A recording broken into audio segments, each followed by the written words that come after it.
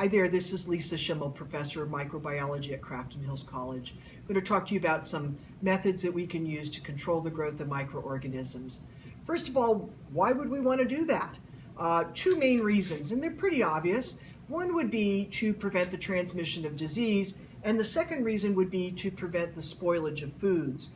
It would really be more accurate to say slow down the spoilage of food and hopefully buy ourselves enough time that we can consume the food without becoming ill.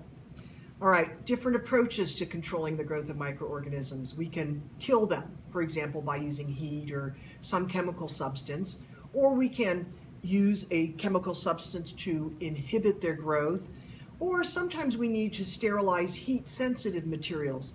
In those cases, we would remove the microorganisms, for example, by filtration. All right, some definitions.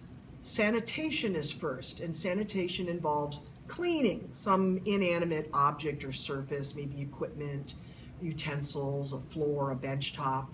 And what we're doing is we are reducing the level of microorganisms to what are hopefully safe levels, and in the process we hope to have eliminated any potential pathogens.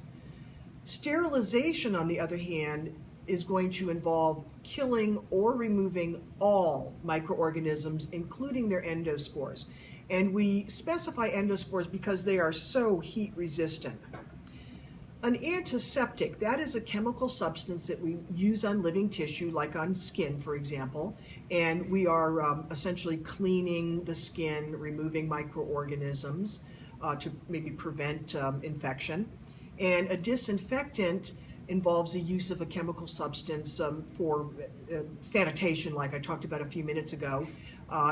Typically disinfectants are too irritating to use on living tissue. All right, the next section talks about conditions that influence microbial growth, and you're going to read about that in your textbook, and I outlined or I specified some pages in a study guide that I gave you. You're going to read about the effects of temperature, what type of microorganism we're dealing with, the physiologic state of the microbe, and also the environment in which it's found. And I'm going to pick up the discussion with physical methods of control. All right, first of all, you've got some definitions in your notes for thermal death point and thermal death time. And I'm going to move right into some techniques that involve using moist heat. First of those would be boiling, and we can define that as bringing the temperature, and let's say for this discussion of water, up to 100 degrees Celsius. That's at room temperature. We would have to adjust the temperature if we increase elevation. But if you bring that water to a full rolling boil, maintain those conditions for at least 10 minutes, that will kill most bacterial vegetative cells, also many fungi and viruses, but there are some important exceptions. Some of the hepatitis viruses, B I believe, can survive 30 minutes of boiling, and there are endospores that can survive 20 hours of boiling. Exceptional even for an endospore, but it certainly is possible. So if we want to reliably sterilize using moist heat, we have to up the odds, and we can do that by adding pressure to boiling water. An autoclave is really just a pressure cooker. So we have a steam generator. So we're going to boil water, bring water up to 100 degrees Celsius, produce free-flowing steam, and then we're going to add pressure to that. 15 psi, that stands for pounds per square inch. 15 psi is the same as saying 1 atmosphere of pressure. When we apply the pressure to the steam, that's going to raise the temperature up to 121 degrees Celsius. And if we maintain those conditions for at least 15 minutes, that will be 100% effective, killing even the endospores and the hepatitis viruses. Autoclaves have many applications. There are small desktop units that might be used in a dental or a medical office to sterilize a few pieces of equipment.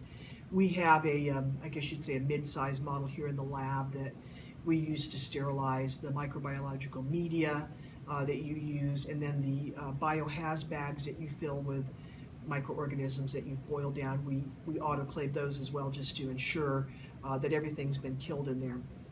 All right, two techniques for dry heat. One would be direct flaming, and that's what you do every time you flame your inoculating needle or loop until the wire glows orange. That is 100% effective, but it has very limited applications. Not many things can withstand that kind of treatment.